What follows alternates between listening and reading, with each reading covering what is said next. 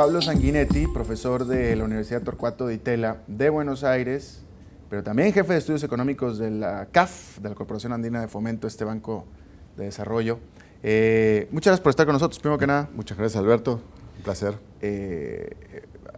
Hay un tema que me gusta, hay un tema que la CAF está siguiendo mucho, tú con la CAF lo estás siguiendo, y es un tema fundamental en América Latina. Hemos estado hablando en esta serie de entrevistas de todos los retos que tiene América Latina, que son muchos por supuesto, pero se albergan en tres vertientes muy importantes. Hemos hablado ya de educación, hemos hablado ya de mercado laboral, y ahora la tercera pata de esta ecuación, que es la productividad. Yo creo que, vámonos, tú que eres profesor, vámonos por lo básico. ¿A qué le llamamos productividad y por qué es importante? Mira, digamos, la teoría del crecimiento económico, acá me hago el profesor, dice que una economía crece porque acumula más factores de producción, capital físico, capital humano, ¿sí? Mano de obra, por supuesto. Que eso hace crecer el producto, pero también cómo se usa ese capital físico, cómo se usa el capital humano, es importante. Entonces lo que puede pasar es que la economía crezca no solo porque acumula más capital, invierte más, educa más a la gente, sino que esos mismos factores, esas máquinas, esas personas, se combinan de una forma mejor porque hay una mejor tecnología, porque hay un manager de una empresa que sabe manejar mejor a sus empleados, porque hay descubrimientos tecnológicos, porque quizá hay una infraestructura física que hace que esos capitales y esa producción pueda llegar a nuevos mercados, y entonces que la producción crezca. A pesar de que vos no estás usando más capital humano o más capital físico. Entonces, lo que le llamamos productividad es cuánto rinde en términos de producción una cantidad de recursos que se usan para producir bienes. ¿Y por qué es importante? ¿Y por qué es importante? Porque los factores crecen, por supuesto, se invierte físicamente, se educa a la población. Pero lo que se ha demostrado, por ejemplo, en muchos países a largo plazo, es que el factor de crecimiento de productividad, en el sentido de que mejoras tecnológicas, mejoras en las prácticas de management, en las empresas, etc., eso es un elemento muy importante de crecimiento a largo plazo de la economía. Entonces, Estados Unidos, por ejemplo, en los últimos 100 años, en realidad, aparte de lo que explica su crecimiento así y su desarrollo, no es tanto que invirtió mucho o que educó tanto, eso lo hizo, pero sí que aumentó la eficiencia con que usó esos recursos. Ya. Ahora, la productividad es responsabilidad. ¿Cuál es la responsabilidad de un gobierno por medio de la política económica? ¿Cuál es la responsabilidad de las empresas? Claro. Entonces, lo que le llamamos esta idea de que una cantidad de recursos produzca más bienes, detrás de eso hay muchas decisiones y muchos responsables. Por un lado, las empresas, que a través de inventar nuevos productos, de generar nuevas tecnologías, hagan que por ejemplo, todo el desarrollo de la computación, de las redes, de Internet, etcétera, hace que las mismas personas puedan hacer más actividades a la vez, puedan rendir más. Entonces, hay mucho que tiene que ver con la innovación, que lo hace el sector privado. Pero después los gobiernos también tienen responsabilidad, porque no solamente la tecnología ayuda a producir más. Y, digamos, un productor agrícola, por ejemplo, tiene que trasladar su producción a un puerto para exportar y resulta que hay un camino que está deteriorado y que en lugar de tardar 3 horas, tarda 8 horas. Te imaginas que en términos de lo que él recibe neto de costo de esa producción va a ser mucho menor. Entonces, la infraestructura, por ejemplo, que en muchos casos es un bien público que se produce, es importante. Pero también los gobiernos pueden fomentar la innovación y tecnología. La creación de nuevos conocimientos a veces está sujeto a problemas de lo que llamamos externalidades. O sea, si hay muchas posibilidades que esos nuevos inventos se copien, quizás los incentivos privados a producir nuevas tecnologías sean menores. Entonces, también hay la idea de que los gobiernos pueden fomentar la innovación. Entonces digo, hay una corresponsabilidad de políticas públicas y acción privada en esto de mejorar la productividad. ¿Cuál es la relación y cuál es la diferencia entre productividad y competitividad? Mira, yo creo que digamos, en el fondo temas de competitividad es productividad. A los economistas nos gusta más la palabra productividad, no tanto competitividad. La competitividad suena algo así como que para que yo sea competitivo te toca ganar a vos. Entonces como que yo soy más competitivo haciéndote que vos seas menos competitivo. O sea, una especie de carrera donde algunos ganan y otros pierden. Los economistas nos gusta, sobre todo académicos, nos gusta pensar en productividad, donde todos ganan. O sea, ¿me entiendes? Entonces, La pregunta me saltó porque cuando, por ejemplo, cuando yo veo estas noticias de inversión extranjera directa fluyendo en cantidades récord a América Latina. Sí. O en el caso de que México está recibiendo, muchas empresas están prefiriendo ahora invertir en México que en China.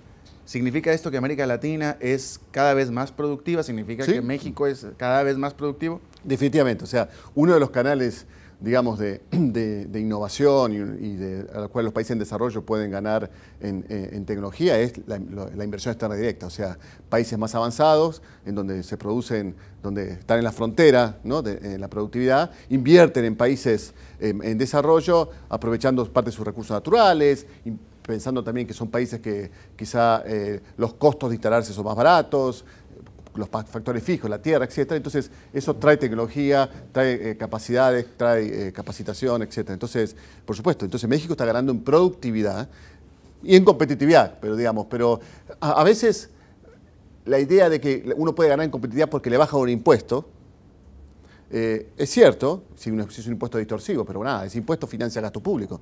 Entonces, no siempre para la economía agregada, que bajar un impuesto, si ese impuesto financia educación, puede ser una ganancia de productividad agregada. Es más competitivo una firma, pero digamos, puede ser que para la economía en su conjunto no sea la mejor decisión. Entonces, competitividad a veces se entiende como un concepto más privado, de ganancia privada. Yo diría que el concepto de productividad tiene un concepto, incorpora ganancias privadas y sociales, que es lo que al final importa.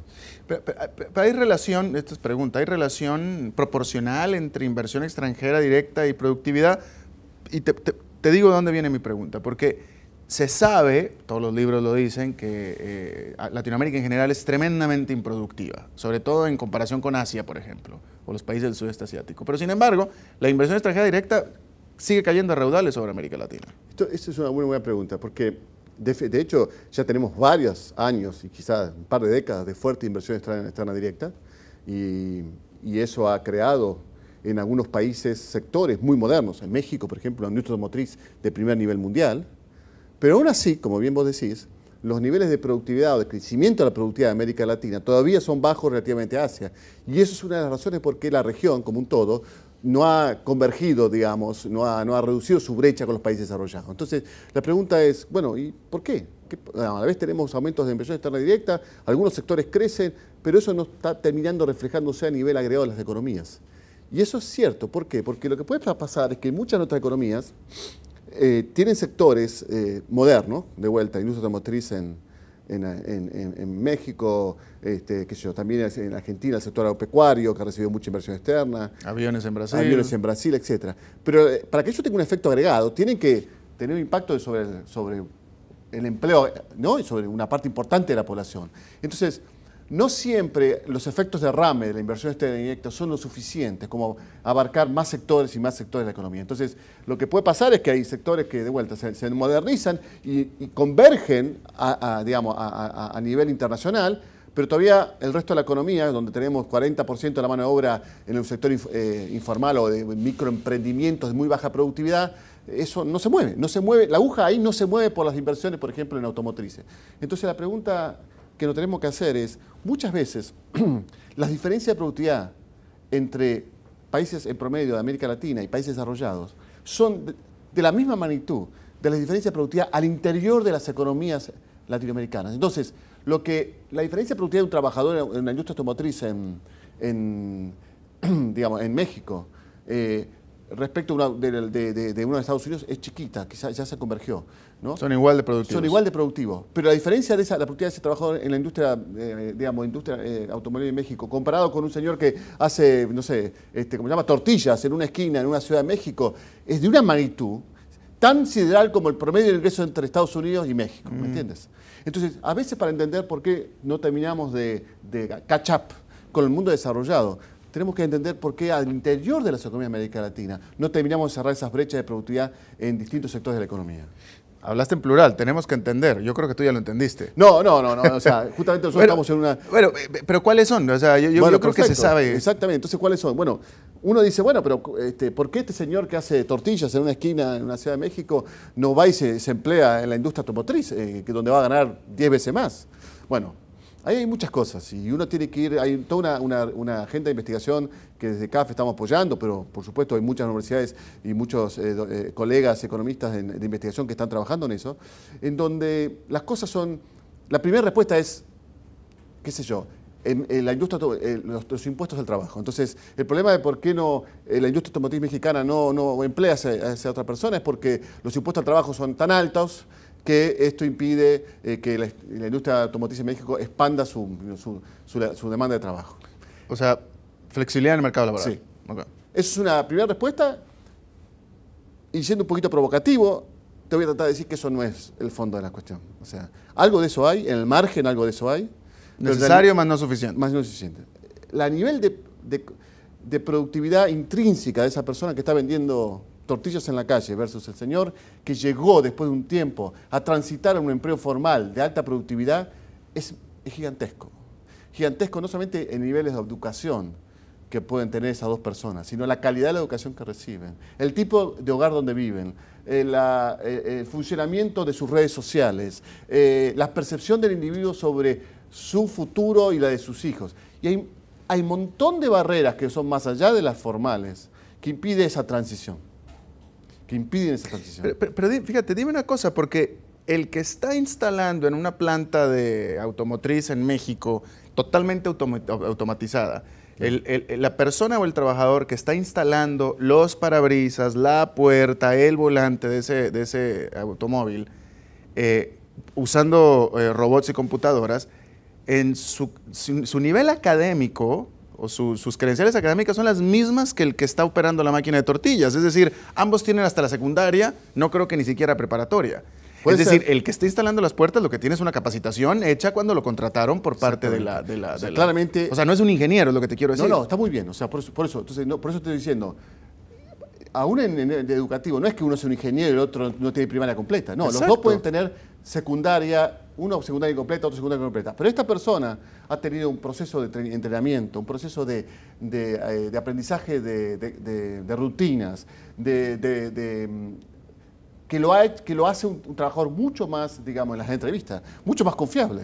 Es una persona que va a cumplir con su tema. Porque pudieron ser incluso compañeros de primaria, el de la tortilla y el de... pero digamos, este otro, digamos, el papá ya tenía la fábrica de tortillas, el padre le dijo, mira, hijo, no, ¿qué vas a trabajar por un trabajo formal que en tu primer trabajo formal en realidad puede darte muy bajos salarios?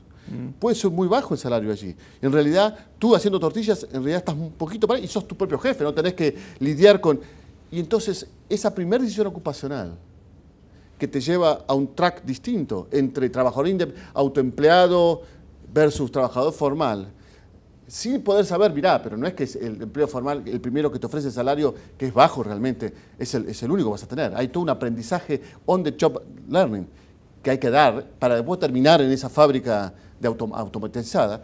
Bueno, esas cosas, dependiendo de tu medio, de tus redes con contacto, cómo te educaron tus familia, pueden determinar, digamos, visiones muy distintas. Nosotros estamos haciendo trabajo experimental, justamente en Córdoba, por ejemplo, entrevistando a chicos que están en la edad de tomar una decisión ocupacional y de estudio, con 18 años, ¿no?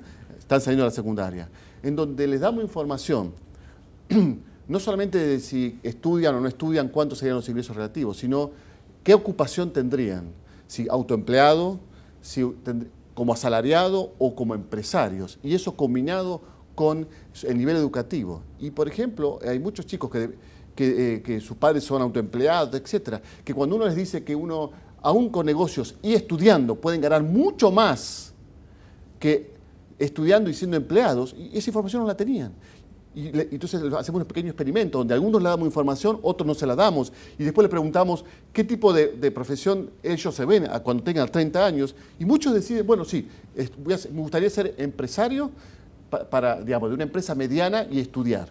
O sea, lo que quiero decir con esto es que a veces hay problemas hasta culturales de con quién interactúas para tomar decisiones ocupacionales, que a la larga pueden tener impactos muy relevantes y que quizá la escuela, si está aislada y si está muy, como se dice, segregada, no está dando esa correcta información y se toman decisiones ocupacionales erradas. Ya, entonces, y para terminar y para concretar, ¿qué es lo que debería de estar haciendo al respecto una política económica de un gobierno? Bueno, Entonces, el problema de la productividad agregada de las economías, hay que trabajar no solamente en tener sectores líderes, ¿no? Automotriz, hay que tratar de integrar al resto de la mano de obra, autoempleada, en microemprendimientos, que tengan esas alternativas los que sean más talentosos, crear esas empresas medianas que provean. Y aquellos que no tienen talento empresarial, de poder ser empleables por esas nuevas. Entonces, en América Latina hoy lo que tenemos es un problema donde quizás no se están creando las empresas que generan los salarios, los empleos asalariados de alto, bien pagos, y entonces hay mucha gente que ve el autoempleo como una alternativa muy viable. El problema del autoempleo es que genera no solamente baja productividad hoy, sino baja productividad mañana, porque se aprende muy poco ahí. Y entonces eso estanca mucho. Entonces cuando este empresario talentoso quiere tener una empresa grande y resulta que va a buscar trabajadores, no los encuentra. Entonces esto está afectando no solamente al autoempleado, aún el individuo que es talentoso y que tiene aún crédito, no encuentra la mano de obra para desarrollarse. Y entonces estamos en una especie de equilibrio donde no se crean las empresas, porque no se crean las empresas, hay mucho empleo, autoempleo, pero como hay mucho autoempleo, no se crean las empresas y estamos en una situación que es difícil vencerla. ¿Y cómo se vence? ¿Qué tipo de política? Bueno, entonces, aquí lo que son temas uno dice, bueno, lo que tenemos que primero es darle información a la gente para que tome decisiones ocupacionales la más correctas posibles. Segundo, que las instituciones educativas generen diversidad, que generen integración. O sea, lo peor es cuando mucha de esta gente no sabe que un individuo educado y con ciertas redes puede tener muchas más oportunidades. Entonces, y hay mucho cultural, la gente ¿no? reduce la autoestima. Entonces, los colegios, la educación tiene que ser no solamente en el sentido de dar conocimiento, tiene que crear redes, tiene que generar variedad, tiene que generar conexiones. Y a veces con la segregación eso no ocurre. O sea, no es solamente tener colegios buenos para pobres, no. Esos individuos tenemos que conectarlos con el resto de la sociedad. Entonces, eso tiene que ver con el tema educativo, que es importante. Por supuesto, a los talentosos, los que pueden tener talento empresarial, hay temas desde que la riqueza no sea un impedimento para formar una empresa, porque porque si no hay crédito, los que tienen riqueza van a poner una empresa. Entonces, y hay mucha gente que tiene riqueza, pero que no es tan talentosa. Entonces, bueno, ahí están los mercados de crédito, ¿no? Entonces, fomentar políticas de acceso a capital, fomentar temas de venture capital, todo este tipo de cosas son importantes. Después, training. Hay mucho potencial. O sea, el talento empresarial no es que es algo que se nace o no se nace. Hay también mucho de entrenamiento para eso. Y entonces ahí crear redes, generar, ¿cómo se llama? Capacidades, porque mucha gente se pone a hacer negocios sin saber si realmente es tan hábil para eso. Entonces, muchos de estos programas de entrenamiento ayudan no solamente al que es bueno darle nuevos instrumentos, sino que al que es malo, darse cuenta que es malo, y entonces decir, ok, para mí mejor es un empleo asalariado, ¿me entiendes? Entonces, estas cosas de training son muy importantes. Por supuesto que está lo tradicional, que es abrir mercados para que las empresas crezcan en términos de más allá de su mercado externo. Y eso los países lo están haciendo. Yo creo que ahí estamos avanzando. Yo creo que esta agenda más micro, que tiene que ver desde la educación, del training, a los emprendedores descubrirlos, digamos, a los Messi del emprendimiento descubrirlos, son cosas que también creo que quizá a veces no se enfatizan suficientemente. Pablo Sanguinetti, profesor de la Universidad de Torcuato de Italia y jefe de investigaciones económicas de la Corporación Andina de Fomento, el CAF. Muchas gracias por tu tiempo. Gracias, Alberto.